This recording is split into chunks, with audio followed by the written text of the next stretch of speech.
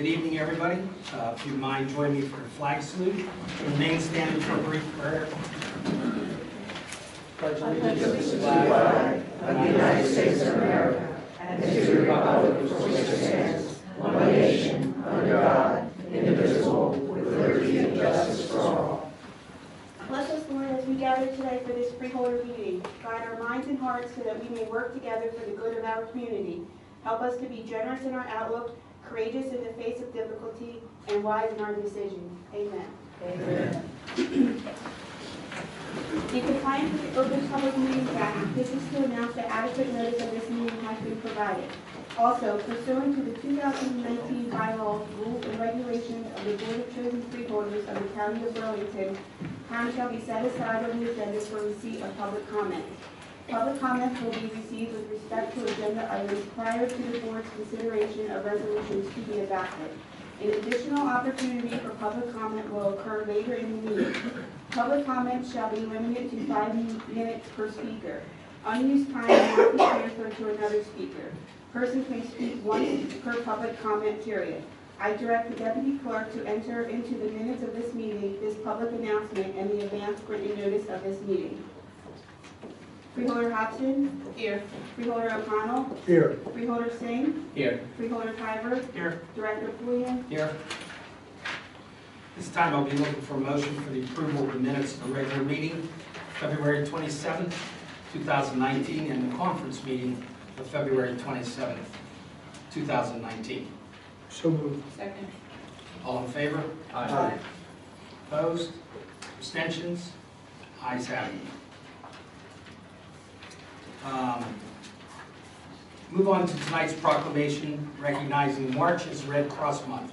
This month is a special time to recognize and thank the Red Cross volunteers and donors who give their time and resources to help members of the community. The Red Cross depends on these local heroes to deliver help and hope during a disaster. We applaud our heroes here in New Jersey who assist their neighbors when they need a helping hand. I would like to welcome representatives from the Southwest chapter of the American Red Cross New Jersey region to come up front and have a proclamation.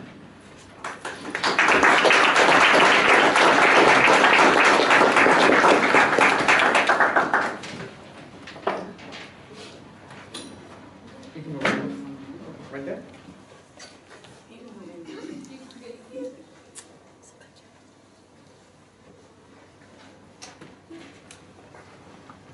Right here. Yeah, it's okay. It's all right.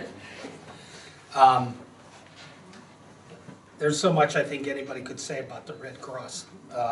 They seem to have put it all here. And I'm certainly not going to read it all. But what I am going to do is I'm going to read the last line, which I think is probably a summation of everything that you do to provide help to people when they're in their darkest hour. Whereas we dedicate the month of March to all those who support the American Red Cross mission to prevent and alleviate human suffering in the face of emergencies. Our community depends on the American Red Cross, which relies on volunteers and the generosity of the public to perform its mission now. Therefore, be it resolved that the Board of Chosen Freeholders of the County of Burlington does hereby proclaim March 2019 as Red Cross Month. I encourage all Americans to support this organization and its noble humanitarian mission. Congratulations. Thank you so much. Thank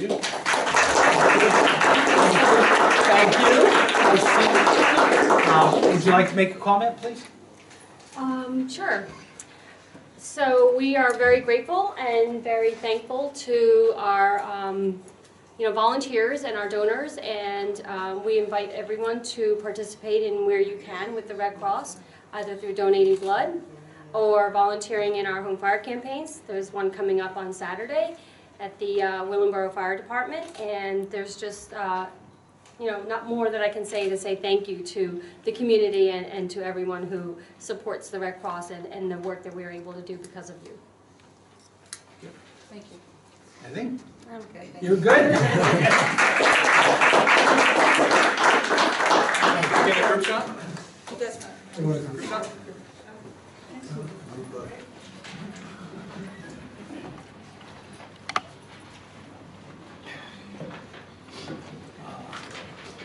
We have another presentation this evening honoring Women's History Month. March is not only Red Cross Month, but Women's History Month as well. In honor of the month, the Freeholder Board is proud to recognize a few of Burlington County's women in leadership whose determination and commitment to our community at large is unmatched.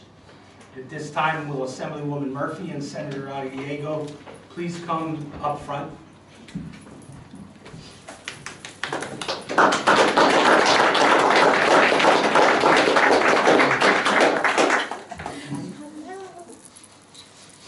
So Burlington County wants to recognize two of our trailblazers, right? For Women's History Month, I thought it'd be fitting that we start with our leaders that's in our county, that's working hard for us every day, particularly working hard for the women in our county. So I'll just quickly read what the recognition says. Burlington County recognizes exemplary women. Burlington County recognizes the dedication and hard work of women in our community. This certificate is presented to Assemblywoman Carol Murphy and Senator Dawn Diego. Thank you, ladies, both, for all of your service. We really appreciate it. Thank you. Would you like to say anything? You want to say something? You know what? Thank you very much. Of I'm course. very gratified that you did this, not just for my daughter, but for the daughters and the sons Yes. of everyone out Yes. there. We hope that we're a little bit of an inspiration. Absolutely, absolutely. Thank you, ladies. I Thank appreciate you. it. Thank you so much. Let's take a photo. Oh, give it Ready? 1, 2, 3. And one more. Thank you. And thank you again. I appreciate it. Wow. By the way, Senator, welcome back to your old digs. Actually, this is a little different than what A lot. This it's a lot was different. renovated since then, huh? Last but certainly not least, I'm excited to recognize the achievements of some of its younger residents. This year's New Jersey State 4-H Horse Bowl competition held on February 23rd, 2019 at the county's Emergency Services Training Center in West Hampton. The Burlington County junior and senior teams were exceptional, placing first and second respectively. Both teams demonstrated exceptional equestrian skill and knowledge. The Freeholder Board thanks them for representing Burlington County and welcomes them to the front for certificate presentation.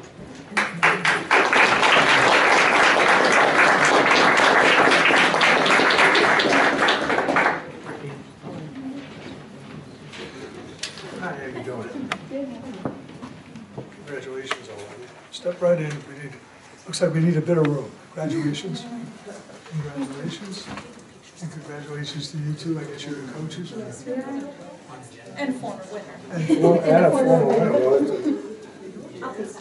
On behalf of the entire Freeholder Board, I'm proud to present these certificates of achievement. And the first one is Evelyn Evans for first place on the junior team. Here you go, Jim.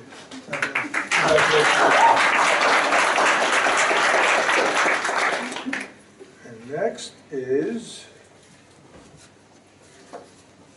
a certificate of achievement for Blake Garber for a second place individual junior and a first place junior team.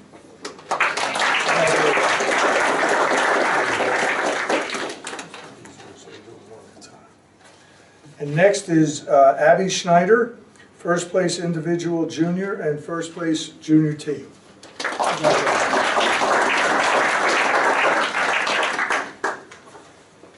Next is, okay, we're going to do the best we can, Kayleen Kalish. She's not here. She got second place on the senior team. We'll make sure that she gets this certificate of achievement. I give it to you guys. Thank you. There we go. Next, we have Emily Matznick, not here, Not here. for ninth place individual senior and second place senior team. Yeah, give her a round of applause. Next, we have Evan Vazel, not here, second place on the senior team. And last but not least, I have Morgan Puglisi. And she had third place individual senior, second place senior team, and New Jersey State 4-H Equestrian of the Year. And I'm sorry, I don't know your ladies' names, but if you'd like to say something about these folks or the program, please go right ahead. Yeah. You managed. So in 4-H, we have a motto that we try to make the best better. The kids that you see in front of you truly exemplify that motto. They wake up every day, they're excellent students, they're incredible athletes, they ride horses, they show horses, they do everything under the sun, and then they have the courage and the patience after their day is done to come practice and learn even more schoolwork, hanging out with me. And they've made the county very, very proud. And thank you for taking the time to recognize their achievements. Well, thank you very much. Congratulations. Where's my photographer? There we go. If you got us all, you want us to move for you. All good? Everyone ready? 1, 2, 3. And one more. And if you folks want to get some shots. I just gotta get one. Oh, no, you can't get cooking. All right. Great. Congratulations. Thank you.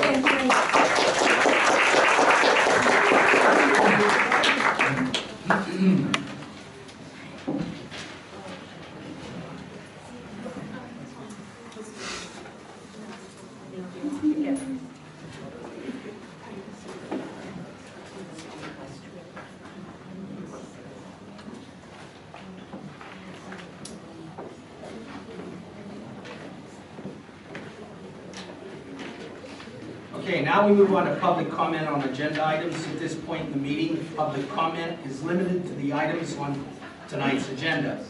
Anyone who wishes to speak on any other topic will have a chance at the public comment section later in the meeting.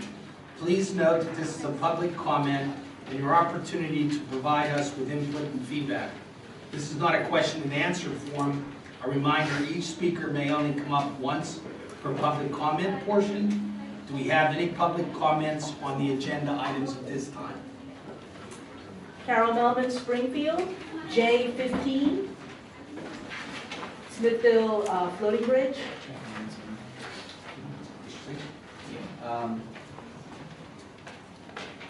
So back in December, we had approved a contract for replacement of a deteriorating the walkway there. This is, there were some problems discovered with that. I actually understand that. I just have one question, if you Yeah. have the answer. How many people use that bridge annually? Before, obviously, it got taken out of service. Do you know how many used the floating bridge before annually? We do now. If you really want something, please feel free to submit them. All right. Could you guesstimate, would it be 40,000 people a year? No. Probably not? Okay. That'll come up later. Anybody else?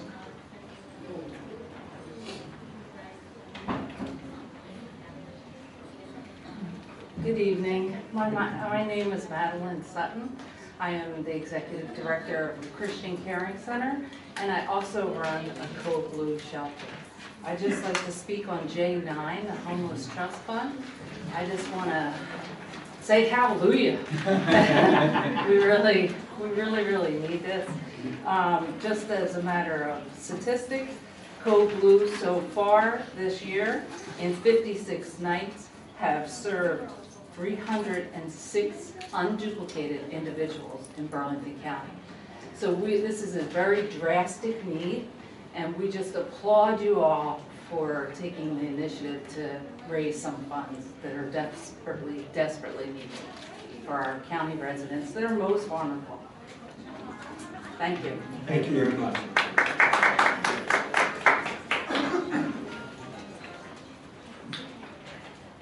Good evening, Loretta Robinson here.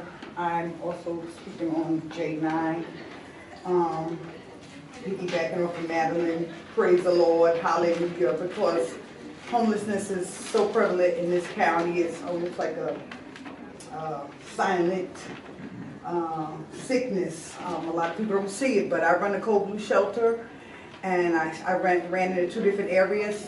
One in Willowboro, now I'm in Burlington City, and there's some nights we can't even take in everybody because there's so many people. And I also am a service rep for Salvation Army, and I get calls almost constantly for hotel and motel placement, and not all of them are, some people, you know, they lost their job, you know, eviction. Not everything is always, they just didn't pay their rent. So we've been praying for this for a long time, and we are so happy that it's finally up for a vote, and we just want to thank you guys for that. Thank you. Thank you.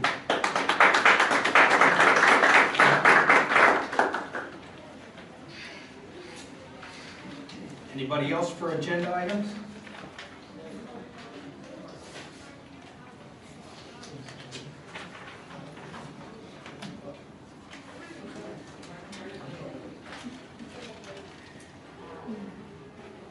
How you doing? My name is Jamal Taylor. I didn't know at what part where we would be speaking at about, like, I just heard about the homelessness just now. So is that on the agenda?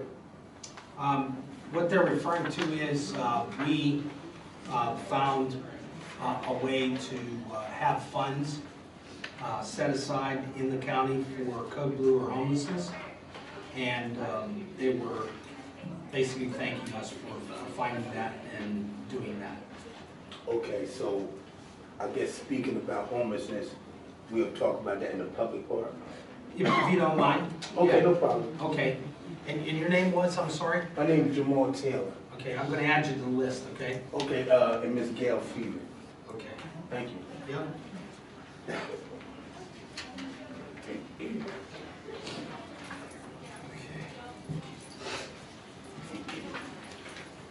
Okay, we're going to now, anybody else? I'll close this portion, public comment on agenda items. Move to resolutions. I would like to make a motion that we approve resolutions J1 through J13 by unanimous consent. Moved. Second. Any questions? Yeah, no. Hearing none, all in favor? Aye. Opposed? Abstentions? Deputy Director Singh? Thank you, Director. I'd like to move items J14 and J15 by unanimous consent. Second. Second. Any questions? Hearing none, all in favor? Aye. Opposed? Abstentions? Freeholder Robson? Thank you, Director. I'd like to move items J16 through J18 with unanimous consent. Second. Any questions? Hearing none, all in favor? Aye. Opposed? Abstentions? Freeholder O'Connell? Yes, Freeholder Director, I'd like to move resolutions J19 and J20 by unanimous consent. Second. Any questions? Hearing none, all in favor? Aye. Opposed? Abstentions? This time, questions from the press? I'm going to be here one time when you do. Okay. Okay. Prior to opening for public comment, I'd like to make a brief statement. And it's related to the pool closing that was announced the other day. This board's first priority is the stewardship of Burlington County resources. As RCBC continues to look at selling its Pemberton asset, it has become clear that maintaining the current facility could compromise the college's mission of providing an affordable education experience here in Burlington County. We've gathered information on the college's fiscal condition, and we feel that this painful decision by its leadership is the appropriate action at this time. Furthermore, the county is not in a position to significantly increase financial support to the college that would be needed to fund the pool without negatively impacting county taxpayers. With that being said, we have directed our administration to compile a list of area facilities that may be able to fill the void that will be felt especially for our student athletes. Additionally, we are looking at the feasibility of creating community open swim hours at one of our partner facilities, which may lessen the impact felt by the loss of this facility. Lastly, we recognize that this was not an easy decision for the college, but one we recognize and will do our part to help ameliorate this decision. At this time, I will take public comments. First on the list, Christine Bone. You good? Okay. Carol? Last meeting, Carol Melman, Springfield. Last meeting, there were a few people that were here talking about the congestion on Beverly Rancocas Road. Are you guys aware that the college is about to add to that congestion? By locating their facilities, some of their rentals for their athletics will be in West Hampton, and the college that cries poor somehow has money to pay West Hampton Township to expand the baseball field to meet college regulations. So when they cry poor, take that with a salt shaker of salt. Today, I dropped off to each of you a plan to save the pool and the campus that would help the users of the pool and that would help the taxpayers and citizens of Burlington County. At this point, I want to reiterate that I receive no government pension or paycheck, and these are very important points. I have received zero money from any organization or person, and I will not personally benefit from the pool except as a user who pays to use the pool. I know that you have not had time to properly review the document that I dropped off, but I do wish for you to discuss it privately amongst yourselves and to hopefully address its topics at the next Freeholder meeting.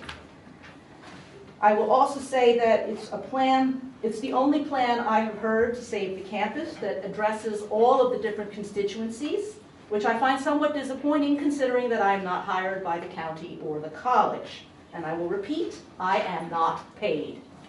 As of Monday, the college does not know how much it will cost to run a shuttered campus. I have been asking that question for months. They still don't know. The college has conveniently moved their next meeting from the 19th of this month to April 9th, the scaredy cats. Their regularly scheduled April meeting is the 16th. Look for that to be canceled. I've also been told that the college did not notify the freeholders of the closing date of the entire Pemberton campus. And you people appoint the trustees. You may want to revisit that issue. COC, the president of the college, said that the students are subsidizing the pool. The aquatics program never got 1 penny of the student support fee. And COC forgot to mention that every user pays to use the pool. The college even charges the Special Olympians to practice in the pool where other pools don't charge them, and only the Special Olympic swim meet is free of charge. But of course that ties into their mission of focusing on their students, and all other students and the taxpayers be damned. Also, there are not 200 alternate pools or dozens of pools residents can use for recreation, unless COC is referring to pools in people's backyards. In fact, I'm going to save you some time on a search for another competitive pool in Burlington County. There are 0. So there are practice pools, there are no competition pools in Burlington County. That is a fact. Perhaps he should go back to school for his math, or perhaps the reporters screwed up when they were quoting him.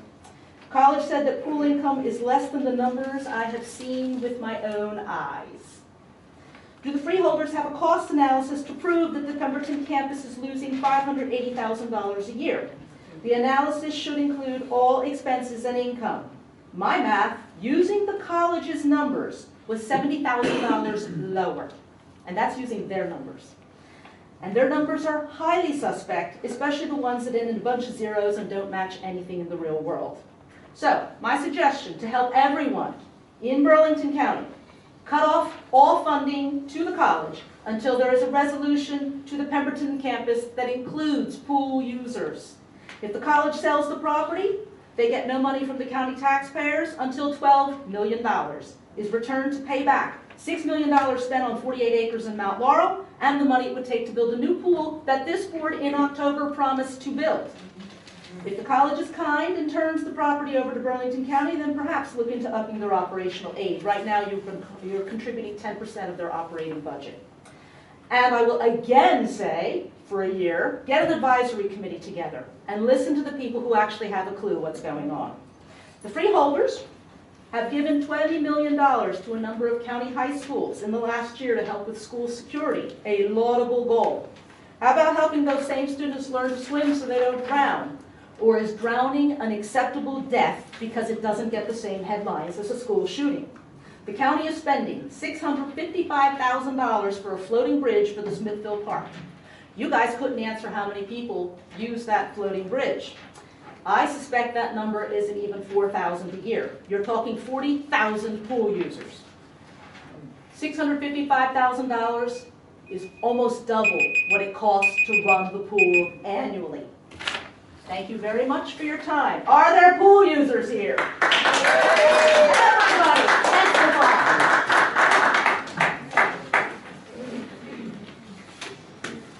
Okay, moving on, Linda, I'm sorry, is it Hobart?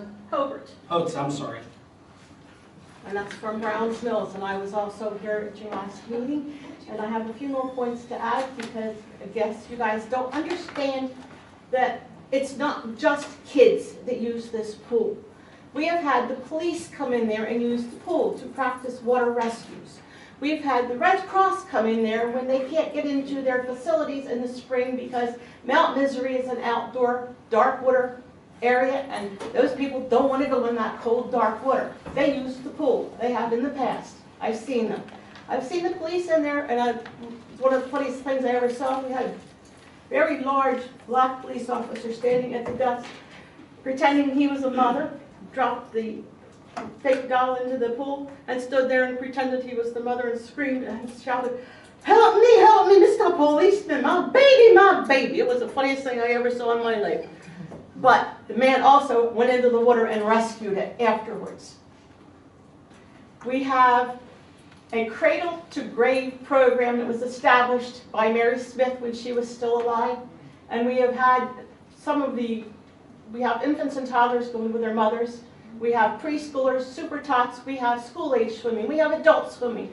We have water therapy, we have water exercise. It is a full body program. If you people would go there on some day when they are busy on a Saturday, you'd see the kids that show up. We have waiting lists for people to get into these programs. If we had another pool, we probably could fill part of that one too. And don't tell me how there's other pools available because I know what it's like to get a kid from school to a swimming lesson because I've done it.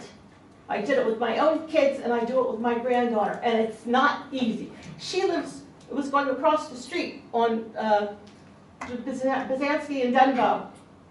And by the time I got her to the pool, we had enough time for her to sit down, do a little homework, get her bathing suit on, and get in the pool for her lessons. It's not easy. And don't make it any more difficult by making us go to Mount Laurel to private pools that you can't get in anyway.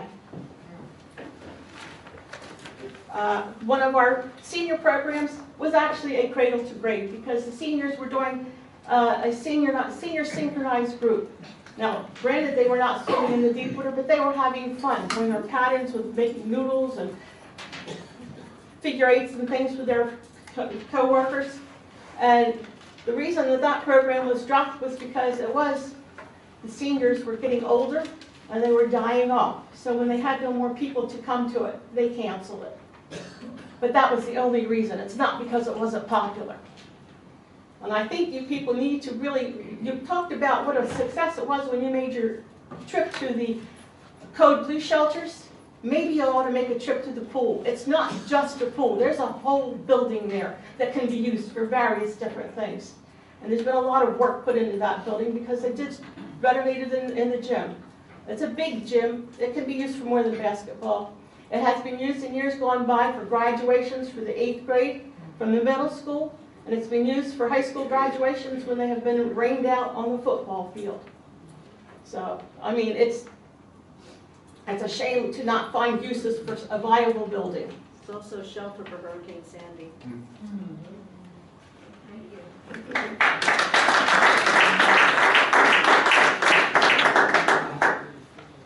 Is it Michael Tam?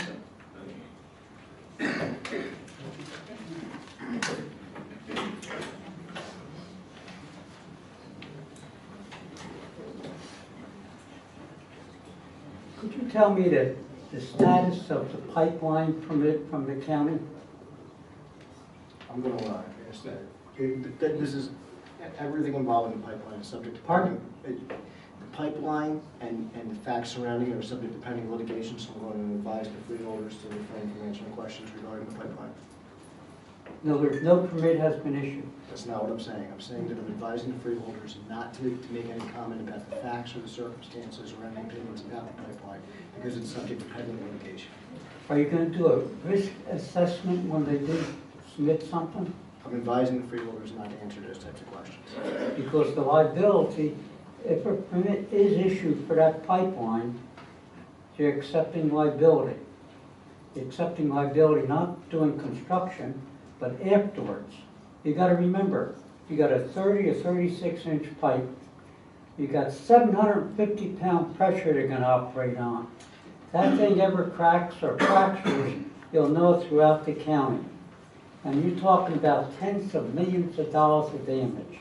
Check with California, check with Texas, check with some of these other states in the last 8 years that have pipes of 18 inches all the way up to 36 to 40 inches cracked, and they have real disasters.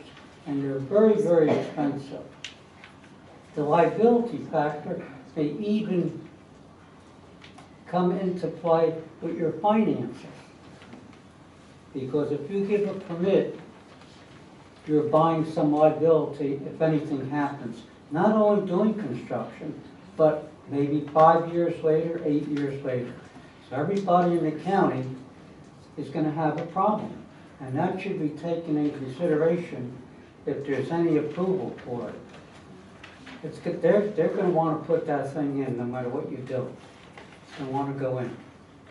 And I'd like to see the county make sure that they don't cost the taxpayers down the road, 5, 10, 20 years down the road, cost them a bundle and cost lives to be lost. Because any of these big pipelines, when they're operating at 750-pound PSI, that's dynamite. That's an awful lot of gas on a 30 or 36-inch pipe at that pressure. And you understand the pipe could also take up to 1,000-pound PSI when it's fully constructed. One other thing I have is most of the freeholders have said they want a transparent government in Burlington County as freeholders.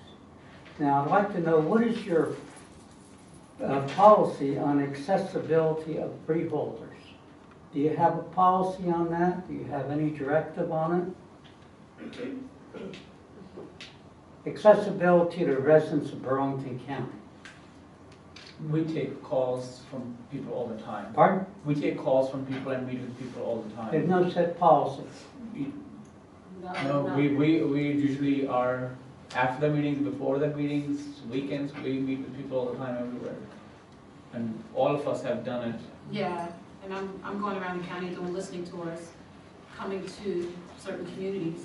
But yeah, we're available, there's no set. Okay.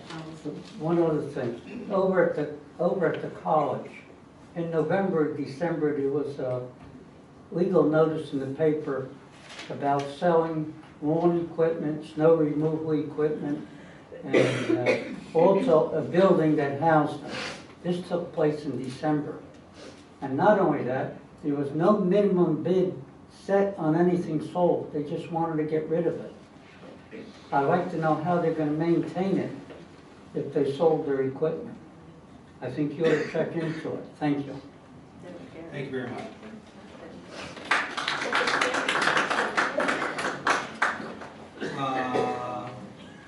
Lee Schneider.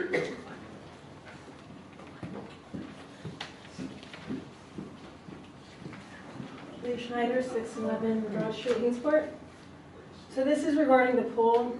I guess I want to start with, clearly, by shutting down the pool and being done with it, you're letting volumes of people upset. It means a lot to them. So I wanted to ask you, Director Pullen, Freeholder Tiger wanted to put together an advisory board to look into this further. Why was his request not honored? I believe he said that he wanted to bring it back up this evening, and I was waiting until he did that. So you will still look into Well, we'll take it on a motion, a second, and vote on it, yes. Okay, so. If he proposes that. Okay, so when's that gonna happen? In freeholder comments. Okay, just please rethink this because you're letting so many people down, clearly. That's all. Thank you so much. Thank you.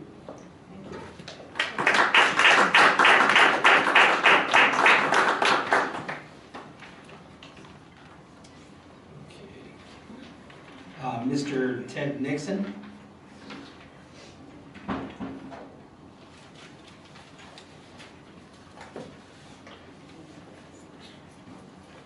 My name is Ted Nixon, 50 Wendover Lane in Willingboro. I have a couple of questions about the alternative one of the no-bill permanent elimination of crossing for the Centerton Road Bridge. And on page 24, at the bottom of the page, it says this alternative has no cost associated with it since the existing bridge demolition will be done under separate contract. All alternatives require demolition of the existing bridge. One, what is the expected cost for demolition? And two, how long will it be after the decision is made before demolition were to take place? I think the approximate cost is about $3.4 million for the demolition. That has already been approved. My understanding from our engineers that the time frame from demolition and cleanup to the time that we could feasibly build another bridge may be upwards of 3 years. Now there has been a study right now proposed by our Parks Department that they wanted an assessment done on what they refer to as a pedestrian bridge. That was already approved, and it was something that was necessary. It didn't matter what we did as far as the study goes. Right. To move forward with any other type of speculation on any other type of bridge, that had to be done first. Right. Okay? Right. Does that help? It does. Okay. The only other question, do you know when the final decision might be made? Or is there one not to be made? We have to get through the demolition process. Okay, like I said, that can take up to 3 years. 3 years. After the study comes back on what was proposed, okay, we are working some other things in the behind the scenes.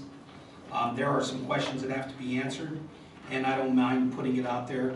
We have to get a determination from the United States Coast Guard whether that body of water is still considered navigable. If it is considered navigable, then the current design that was proposed is a design that they would have to go with. If we find that that body of water is not considered navigable, then it certainly gives us some other options to work with as to the type of bridge. And we are behind the scenes looking at that. Very good. Thank you. Okay.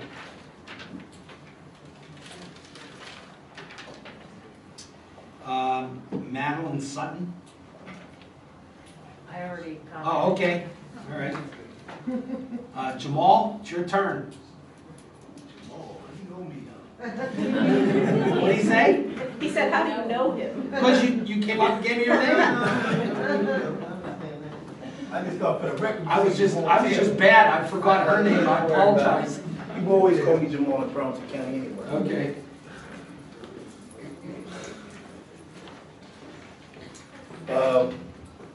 I'm just making sure. I think the meeting, that you want to give 4 minutes? 4 or 5, sure. 4 or 5, but I see some, but I ain't gonna go there. My thing is, first of all, we're gonna let Ms. Gail speak about the homeless thing in detail, the blueprint of what we can deal with the plight, the specific plight in this county with people being homeless in this county, so she can actually give you all a real understanding of it and how we can resolve this problem. Then I'll speak about the gang violence. And maybe we can get a pool in Burlington around here to get the gangs off the streets. Hi, my name is Gail Freeman, and I am CEO for Just Us Girls Camden County, a New Jersey nonprofit, and we service our homeless population. I am originally from Mount Holly, New Jersey, and I was homeless here in Burlington County. And to be quite honest, Burlington County didn't help me. They sent me to Camden County, and that's how they resolved their homeless issue. They would send you to another county so they didn't have to see you. So I went to Camden County. I was suffering from an undiagnosed mental illness and drug addiction. And at the end of my active addiction, I found myself sleeping on the waterfront in Camden. And I came from that, using the facilities around me and 12-step meetings to come back and start a nonprofit to service our homeless population. The first of next month, our nonprofit will be opening a sober living facility in the city of Camden. And I'm actually a peer recovery specialist as deemed by the state of New Jersey, as well as mental health peer recovery specialist. And that is the missing component to the homelessness. We have the code blue shelters, that's nice, right? We send them away to treatment, that's nice. But when they come home, if you don't have somebody walking with them and actually showing them which way to go, they get lost by the wayside. So the missing component is the peer recovery specialist. I actually am employed full-time. I work for Center for Family Services, responding to overdose victims, victims that have been reversed by Narcan and other victims who suffer from addiction issues. I work out of Lord's Hospital, Camden, right? And you guys actually have just started the peer recovery specialist here with Oaks Integrated. So I would really look into like putting some money towards sending people to school to be certified for peer recovery specialists, so you have someone who can relate to the person who's suffering with the illness of addiction and mental illness, so that they can actually have somebody to walk with them, have a coach to walk with them, so that they can walk themselves out of the predicament they're in. Thanks for listening. Thank you. Can you do me a favor? Would you mind, after the meeting, would you give your contact information so our people on, yeah, you can do that? Okay. So she'll be touching base with you, okay? Yes, thank you. And thanks so much for sharing, and you certainly don't look homeless now, so. Thank you. There's no look to homeless. Right, well, again, my name is Jamal Taylor. I'm from Burlington City. I was homeless at one point, and I got out of that tragedy. And also, I've never been drug addicted, but I was selling drugs at one point, going in the wrong direction. So I understand the plight of the youth that lack mentorship or people who can put them in the right perspective of hope and things in that order. Because I don't know if you are reading the papers or getting the memo. Young men are being killed in Williamsboro, New Jersey, and in Burlington, New Jersey, and in Pemberton, New Jersey, actually being killed. So I made a joke about the pool situation because the aggressiveness, the team that y'all have in here, I mean, I wish I had that type of team of people that would have that type of passion with the kids that are dying in Burlington County.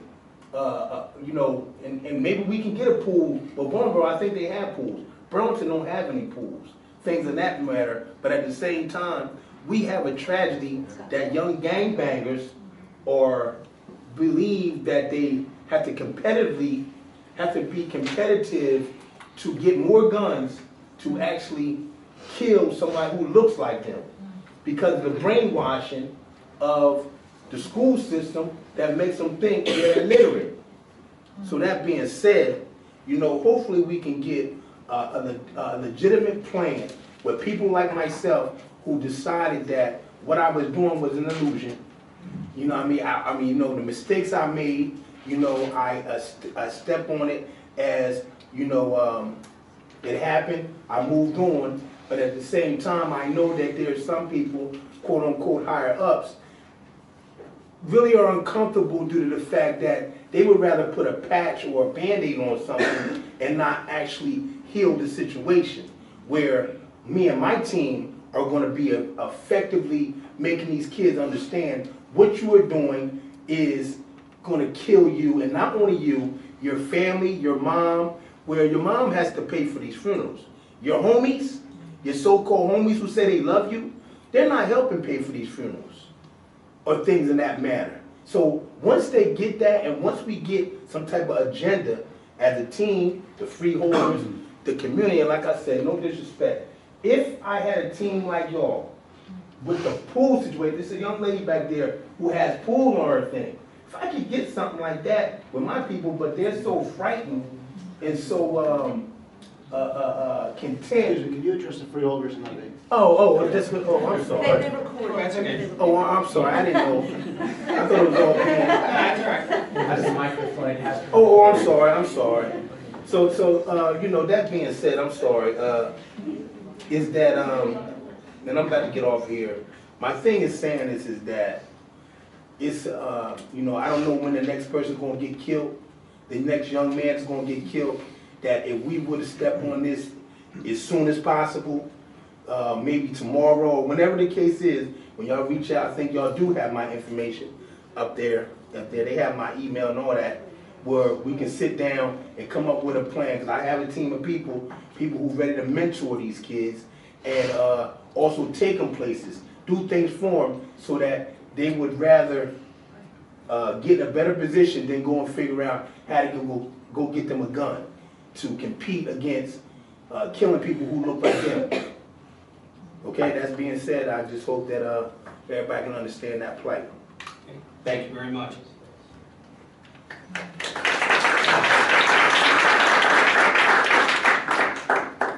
Okay, I've gone through the list. Is there anybody out there that didn't? Okay.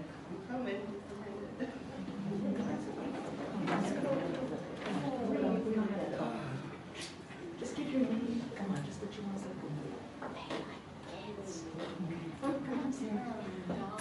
My name is Kathy Lossie, and I live in Lumberton, and these are my two daughters.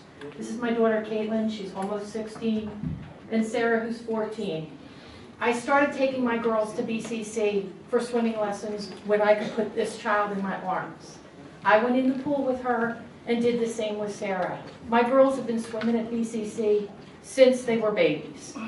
Right now, they've had volunteer experience there because the pool staff is very good about working with the kids and giving them experience that's going to help them to go to college.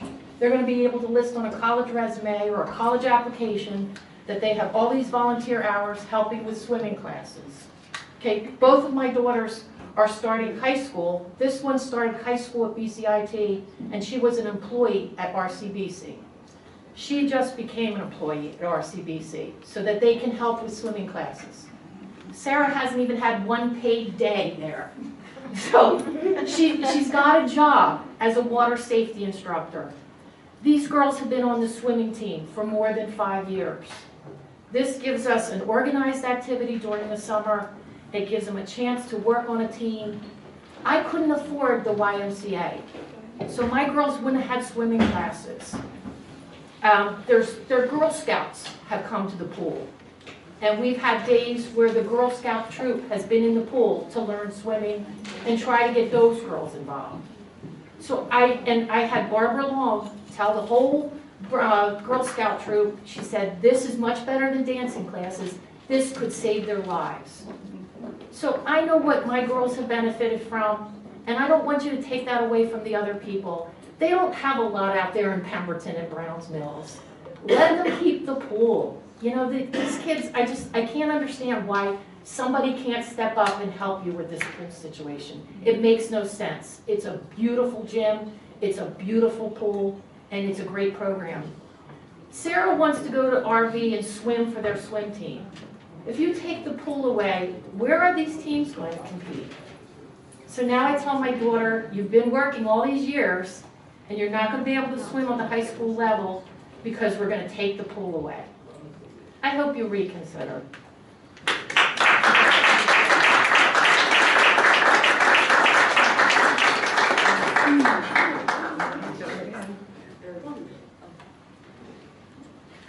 My name is Karen Schumacher, and I'm from Southampton, and I also swim at the pool. They have a class for brain injured people. Did you know that? No, nobody knows that. It needs to be put out there that this is available. It's the only one in the county. I don't know where there's another one, even in Camden, but after August 15th, where do we go? I do have another thing to say, wait a minute. Oh no, I forgot. Thank you.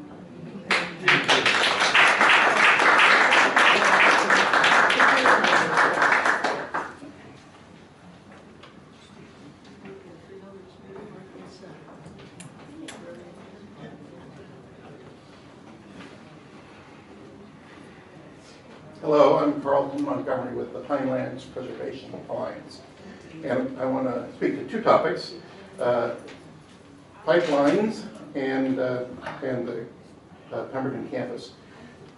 I hope you all have heard about the defeat of the South Jersey gas pipeline, the other Pinelands pipeline. After 6 years of struggle, economics changed, objectives changed, completely undercut all the basis for approvals that the pipeline had been given, and even the Pinelands Commission executive director, who had fought hard to get this thing approved, had to send a letter to South Jersey Gas saying it's over. There's some lessons there. One of those lessons is that the fact that Board of Public Utilities agrees with a utility who claims that something is necessary means nothing. BPU is an agency that unfortunately has historically been structured to rubber stamp whatever the utilities want. And they did that here.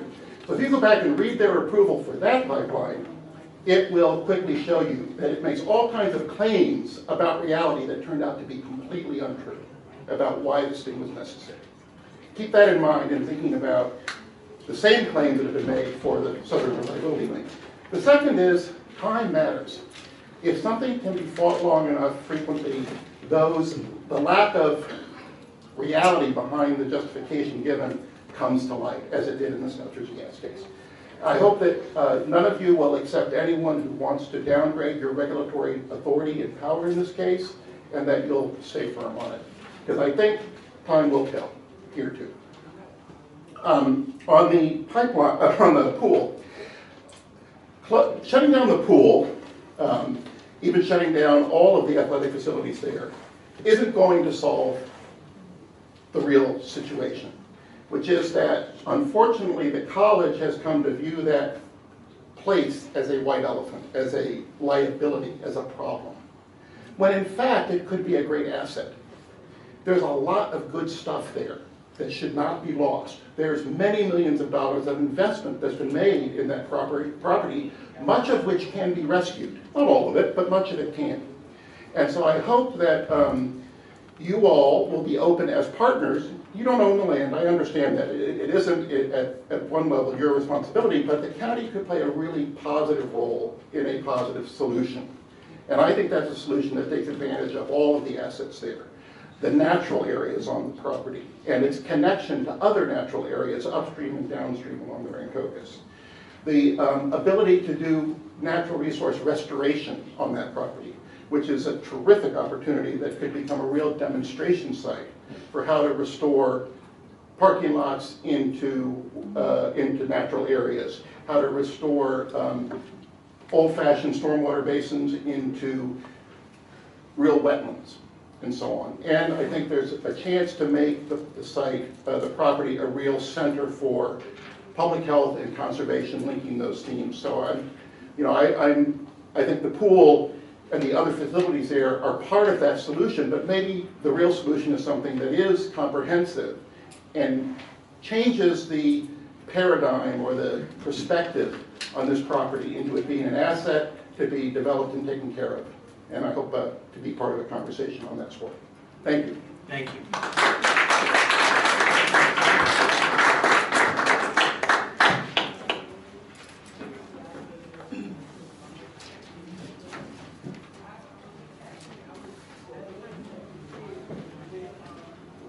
I'm Alan Weiner from Mount Holly. I use the pool regularly. I think the pool is just an outstanding facility, and it's disappointing to me that the county government does not appear to have a strong commitment to use some creativity to try to save it.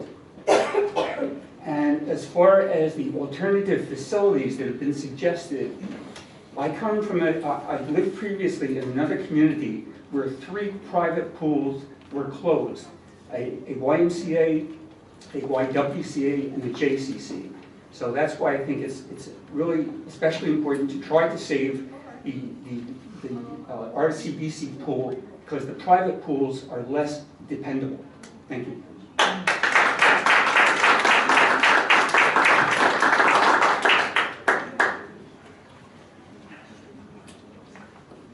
My name is John Rosania. I live at 342 Tavistock Drive in Medford. I'm just going to ask you guys to do everything in your power to keep the pool open. Thank you.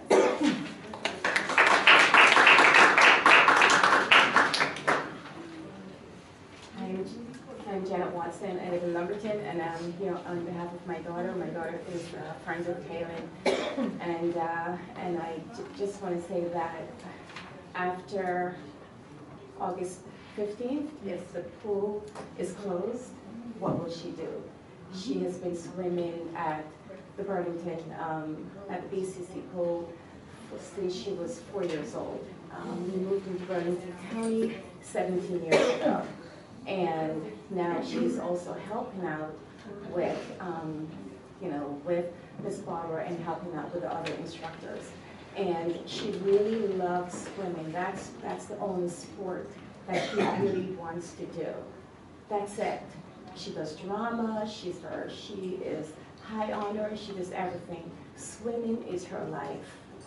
I'm gonna ask you to please, please reconsider keeping the pool open. There are many parents here. We will help you. We will assist you with what you need to do. If you need to have a second committee, or whatever you need, but please, whatever you do, please help to keep the pool open. Thank you.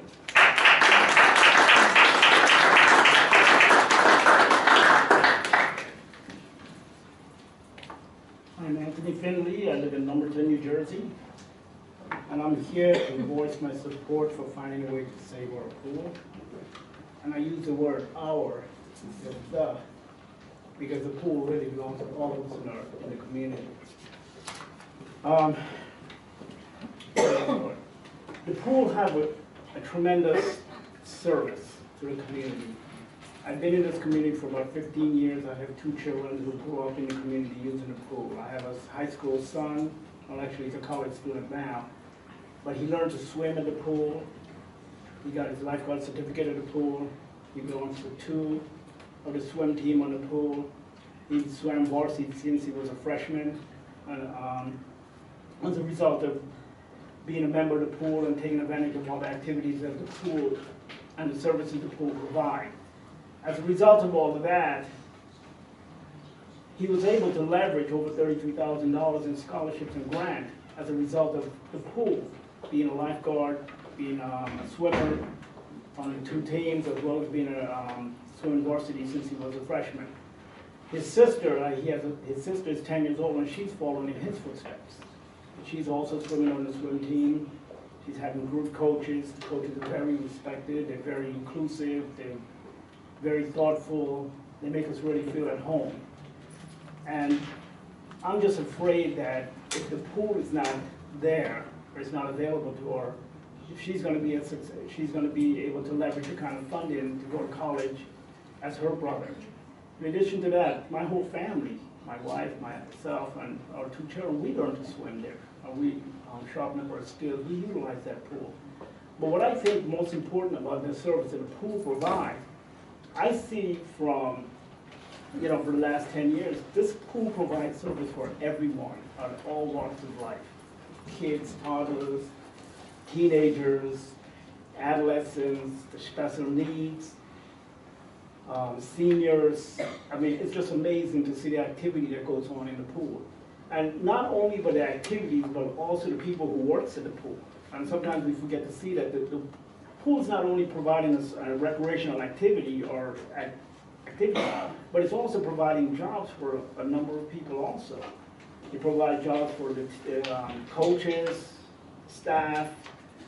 We also have a lot of students there or kids who are swimming there who also gets their lifeguard certificate. So you have a lot of kids who are 15, 16 when they're ready to go. When summer comes, they have 2 or 3 jobs waiting for them. And again, I'm speaking from personal experience here. My son, again, who's a person of color, I'm happy that when he's 15 years old and the summer comes, he has 2 or 3 jobs waiting for him as a lifeguard. And I'm talking about not a job just paying him minimum wage, jobs paying him $12, $13 an hour. And them jobs are waiting every summer for him. I hate to see if the pool is not there, that this opportunity is not going to be available for all the other students that are taking advantage of that. In addition to that, but the service that is provided for the high school, all the meets are there, the practice is there. Where do the high school kids going to go in the county when they have a meet? These are the things that are very important, but lastly, and I know my time is coming up, as a person of color, I find the pool to be very inclusive. You'll have people there from every walks of life.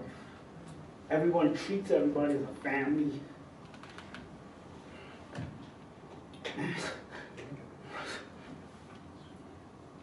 And to see that taken away from us, it's going to be very difficult to get it to be replaced. Where do we go? Do we have to go down to Camden? Is that where we're going to have to go down to Croc Center? We have to find a way to find the resources to keep that pool. And not only keep the pool, but keep it in Pemberton, because Pemberton needs it. And we have to. And I know we have other competing interests, but this is very, very important. Thank you.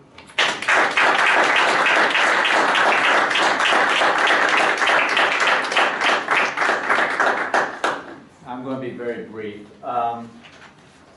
When I was 10 years old, I took lessons at an outdoor pool, Glen Echo in Ohio. And the following winter, I was playing by myself in a winter coat and everything. I was on ice, and I fell through the ice. And I didn't panic, I just swam out. And I don't know how, why, but it's because of those lessons that I had the gumption to do that. And I think it'd be a travesty because all these kids who have had lessons that I've taught, and I've had to rescue a few, in fact, just picking a kid up sometimes just to save them and give them a brief time where they can get back and do what they have to do. But I just look at it and I know what I'm going to see in the papers is all these kids who drown because they don't have the money to go to another pool because the lessons were so cheap to get there, to get in and do what they had to do. And it is a service to these kids and the families that you don't have to worry about your kids drowning. And I know that if we don't have that pool, there are going to be some kids from Pemberton or Tabernacle or anywhere around here that's going to drown because they haven't had lessons. And they've lost that opportunity to have those lessons. And that's really the really bad thing that I can think of, that, we're letting these kids down, letting the families down. So that's it. Excuse me, can we have your name, your name and address for the record? Steve Will. Yeah. Will, Tabernacle. Thank you.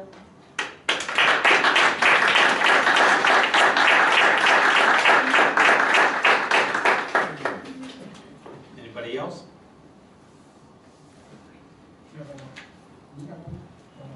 Okay.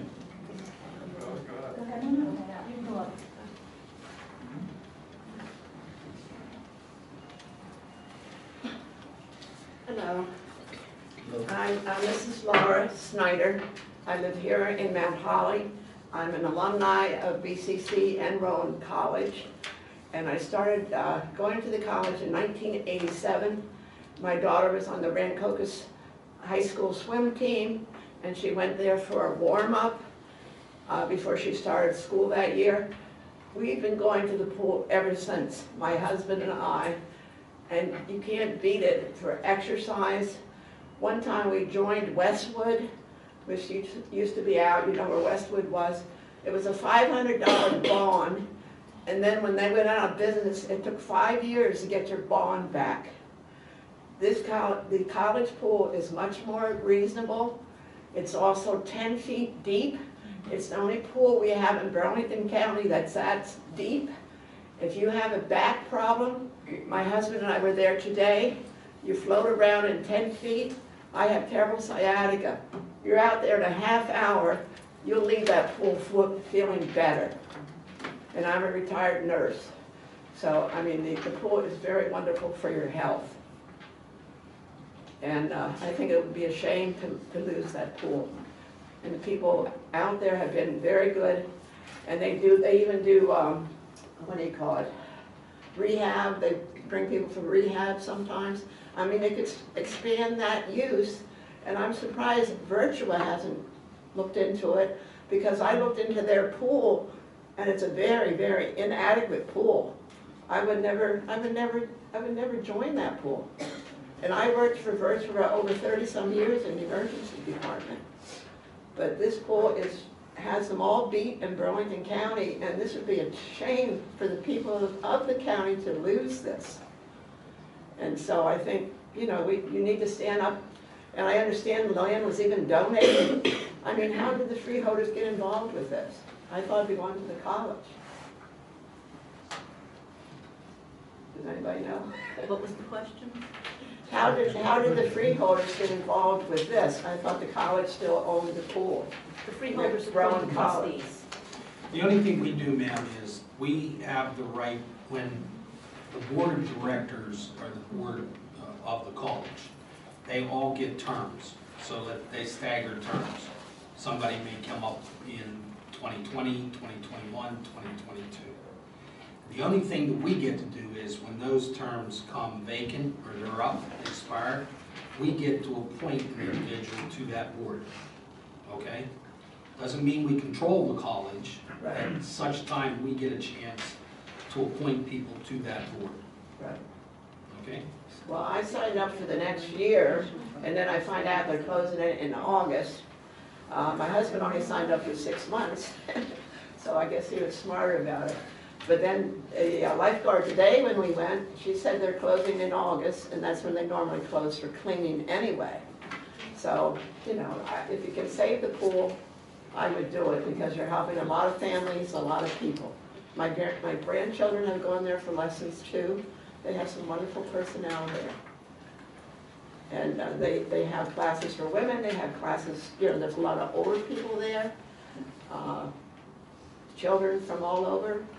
You know, it's just a wonderful place, very democratic, very decent pool. It's the best one we have in Burlington County. Because I looked into it when I thought they were going to close. I looked for an alternative. I couldn't find any that looks as good. You need the deep water, and you need the warm water, and you need it clean. They check it all the time. It's a very good pool. And I think it'd be a real shame for the county to lose this. And like he said, that the children need to learn to swim. You know, they can fall through the ice, they can fall in a pond someplace. They need that. Oh, can I say one more thing I just thought of? I filled out a survey one time that the freeholders sent, and I put down that I used the park. We go to Smithville to walk our dogs. Somebody raised our taxes on our house when I did that. I mean, I couldn't believe that. I mean, does that sound reasonable to you? I won't fill out any more surveys, I'll tell you that. Do you have any questions for me? Thank you. Thank you.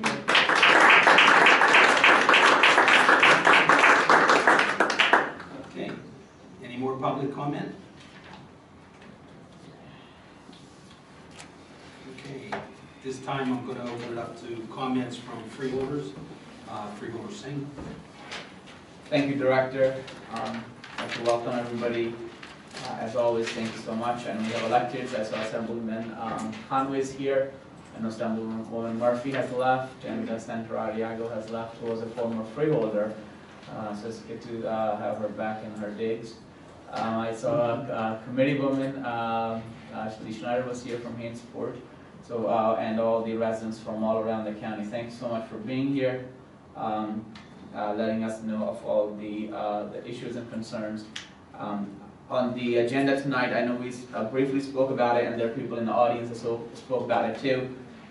The Homeless Trust Fund, the director asked that I make a little statement of how thankful we are that this board together moved toward that initiative and unanimously approved that action.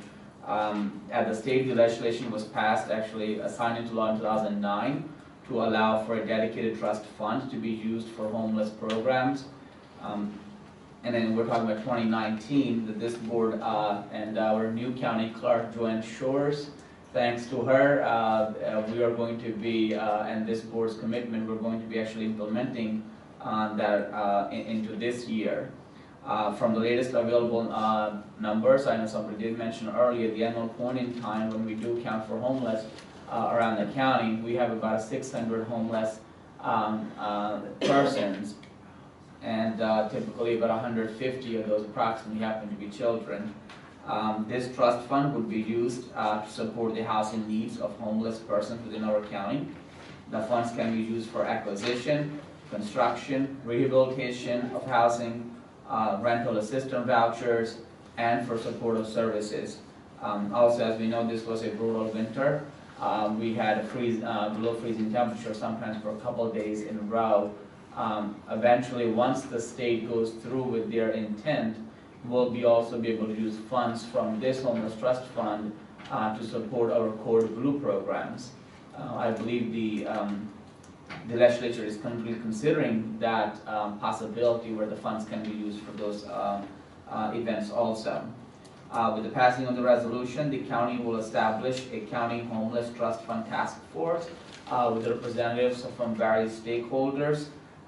Through this measure, the county is expecting, these are the numbers coming from our county clerk's office, we would likely have over $200,000 a year to support the initiative aimed at meeting the needs of the homeless programs, homeless persons, the programs, and work toward reducing the homelessness throughout the county.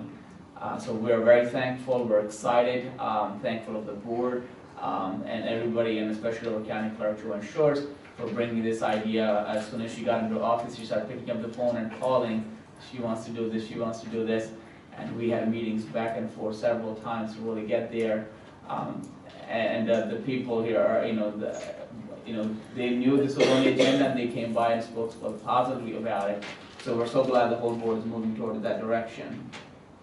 So this past week, after the other meeting, I had a few opportunities to go around the county, meet different people.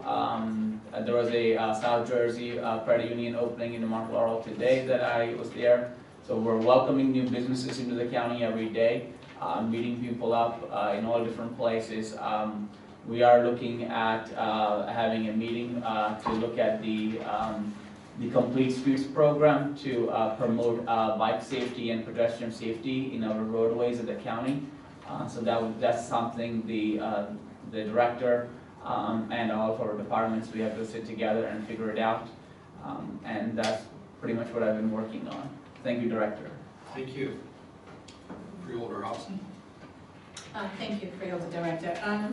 Just to piggyback off of Freeholder Singh regarding the homelessness fund that we've just approved, I'm excited, and unfortunately the folks who I wanted to address have already gone, but for the sake of the remaining body, I'm constantly having conversations about addressing the homelessness issue in Burlington County. I recognize that it is a silent disease, if you will. So I've had conversations consistently, but yet just recently I had a conversation today with the Director of Human Services, with Madeline Sutton, who is no longer here. I think she's gone. She's the Director of the Christian Care Center, just trying to figure out if we can come up with a plan to address homelessness all year round, not just for the cold flu, which is the winter season.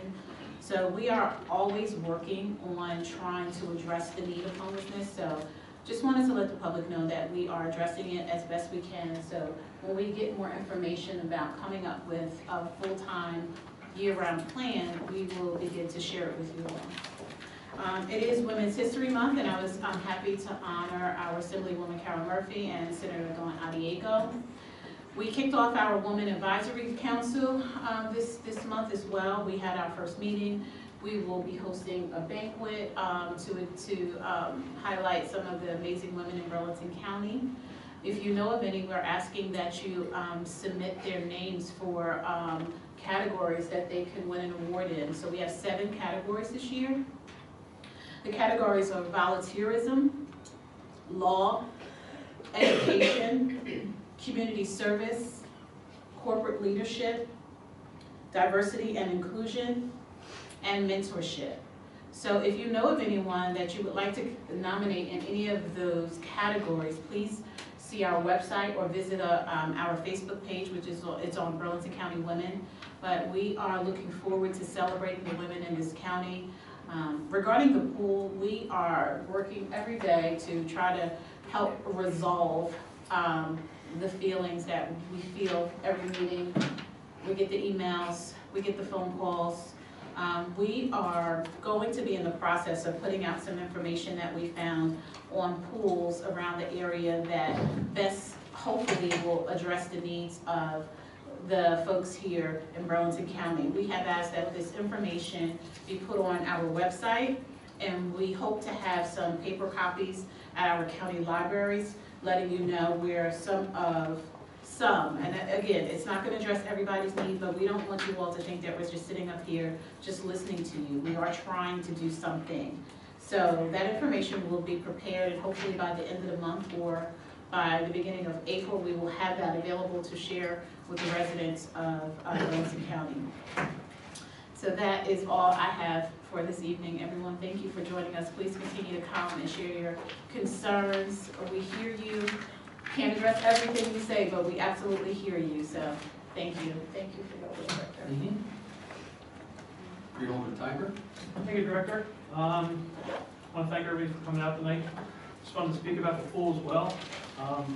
As we've been hearing for the last 16 months. 17 months, I think now. 16. The pool serves all walks of life. We've heard it tonight. It's toddlers, infants, police, dive teams, swim teams, high school teams, seniors. It's not just once you get through school, you're done with the pool. I think that there's other things that the college can also be used for. There's a theater there. I'm going to speak on personal. My daughter's on a competition dance team. We're going to go to Morristown High School this weekend, and our team alone, the entry fees for the dance competition are $13,000. $13,000 for 1 weekend of dance. There's 19 teams there. You want to talk about putting some money into the coffers? There's a theater, we could do it. Sorry. Basketball, you have the auditorium, you have basketball tournaments. My kids, and sure everybody else has kids too, competitive teams, the tournaments, the competitions, people pay crazy money to do that. With that being said, I think we need to find a way to find a solution to keep the pool open as far as, and even expand the use of the complex.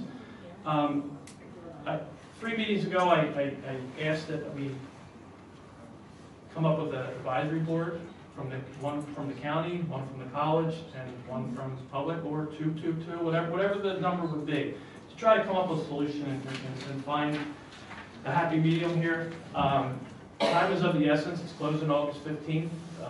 We've got to figure this out. So I once again would like to make a motion, maybe tonight, if you'll accept the director, to form an advisory board. If not, I understand, that's not the rules of the board, but if not, I'd like to make a recommendation to put on next meeting's agenda. Okay. Thank you. Do I have a second to that motion? Well, what is it? To put, you put on next week's agenda or to form the? To form the committee. Well, I don't know, it wasn't clear. So is it, which are you asking? I'm asking to put an advisory board in place. Right, but I thought you said if not, and put it on. If not, because the rules of the board say that I can't make a motion on the floor, but the director can allow that. So if you would like to allow that tonight, that's fine. If not, I would like to put it on next month, or next 2 weeks agenda. To form an advisory board? Advisory board, yes. And what do you, is it okay if we have questions? What are you expecting? People How are do you getting together. envision? So someone from the county, or two liaisons from the county. I'm just asking. Yeah, that's fine. 2 liaisons from the county, because we can't have 3, if we're gonna do freeholders. College, and then people from the public. Get in the room, sit down, talk, get some ideas, and just try to figure it out.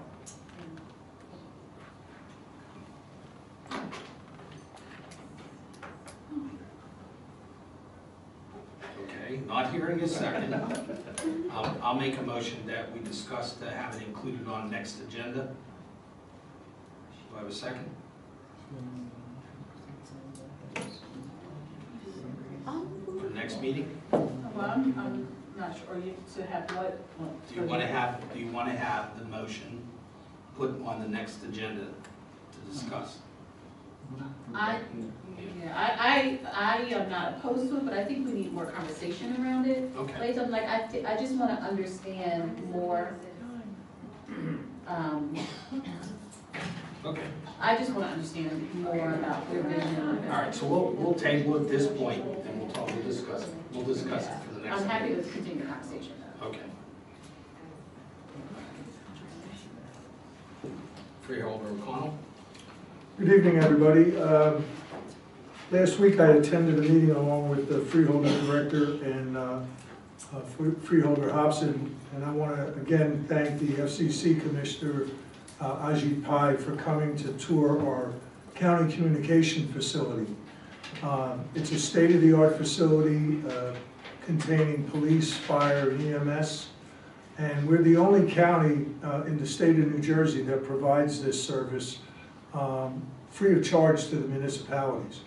It ends up saving the municipalities about $9 million a year. And I know the commissioner was very impressed. He was asking questions of the professionals that work there. And I want to thank the professionals that do work there. They do a great job for us. They gave us demonstrations on how different things work. We all, any of us in elected office, whether you're a local official up to a federal official, realize the importance of public safety, and having a facility like this in Burlington County, it's something we should all take great pride in. And to have someone of the stature of the FCC Commissioner come to little old Burlington County, it was quite a feather in our cap.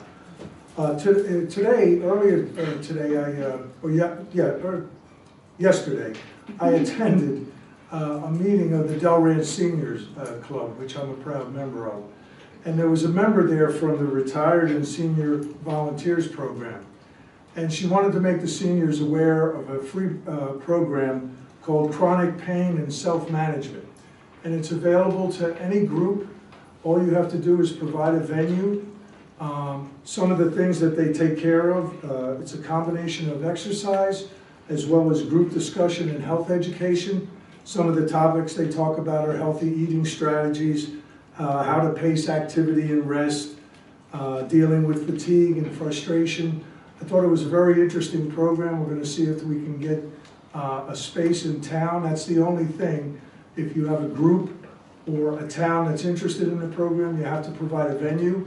There is a phone number you can call to find out more information. It's area code 609-894-7229. Regarding the pool, I hope everybody in the audience and all of the people that have been coming to the meetings, I hope you all understand there's not one of us up here that's happy about this.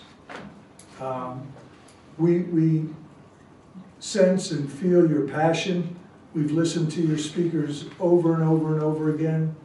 I've read every one of the emails that was sent to me on this issue. If I had a magic wand, I'd wave it to keep that pool open. Some of you may remember me speaking about, I grew up in Willingboro, a town that had a pool in every park. The young lady that's a water safety instructor, I'm rather envious because I only got my senior life saving. I became a lifeguard, but you deserve a lot of credit. That's a lot of extra work that I didn't do. I realize it's important to that area of the county. The problem is when things come to us, all the easy decisions, all the low-hanging fruit, that's already gone. We're the ones that are faced with fiscal responsibility, and really the college, the group that's really responsible, has told us they can't figure out how to do it financially. If there's a way we could do it, we would. But I hope that you understand, we're not doing this because we want to. We're doing this because we got elected to lead, and part of leadership sometimes is making rough decisions. I hope the gentleman is still here that was asking about communications with the freeholders. We're all out in the community. I've all of a sudden lost my first name. I'm somewhere now and I'm freeholder this and freeholder that. Dan and Danny seem to have gone the way of the wind. But we have our phone number and our emails are on the website. And I can guarantee you we all read our emails and we try to be as responsive as we can. So as far as the openness and transparency, we've only been in charge since January. We're trying to do the best we can, and hopefully over time we're going to do even better. And that's it, Freeholder Director. Thank you very much. Thank you. Well, pretty much everything's been said that I think you could say, but I do want to echo, as I've said on previous occasions, I personally don't want anybody to think that we're not in tune with some of the suffering and some of the things that happen. As Freeholder O'Connell said, we've been at this for roughly 8 weeks, 9 weeks. And as I said previously, there's such a tremendous amount of information that you have to delve through. I am very proud about something because somebody in the Freeholder office said to me that about the 6 weeks that I've been on board, they've seen me more than they saw any freeholder in the last 5 years. So if that's any indication as to how much we're trying to actually be a freeholder and get the work done that the residents expect from us, that we're fulfilling that obligation. Also, as Freeholder Connor said, all of the wishes and the things that are being brought up relative to the Centerton Bridge, the pool, it has to be paid for. And everyone realizes that to pay for it is tax money. And coming on board over here, we have some excellent employees and directors that have been in their jobs for years, and no one's had the courtesy to think about them and make their lives a little bit better by getting them pay increases. They were allowed to go for years before contracts were negotiated. I can't understand that mentality myself personally, but it's something that we are addressing and have addressed. I want you all to think about something. As much as you don't try to make this a political environment, if we were to act on every single thing that people in this county would bring to us, what do you think the tax rate would happen to the tax rate? You know, our first and foremost obligations to the residents of Burlington County is to have fiscal responsibility. The other highlight or headline that you'd see in the Burlington County Times tomorrow would be Democrats are in power, the checkbooks open, credit cards going through the machine, taxes are up through the roof. There may be some people out there that would like to see that headline, but personally, if I have anything to do with it, that isn't going to happen. We're going to do our jobs. We're going to be ever mindful of the emotion and the personal things that people out there want and need, but we're going to do it not on the backs of you know, raising rates and raising taxes.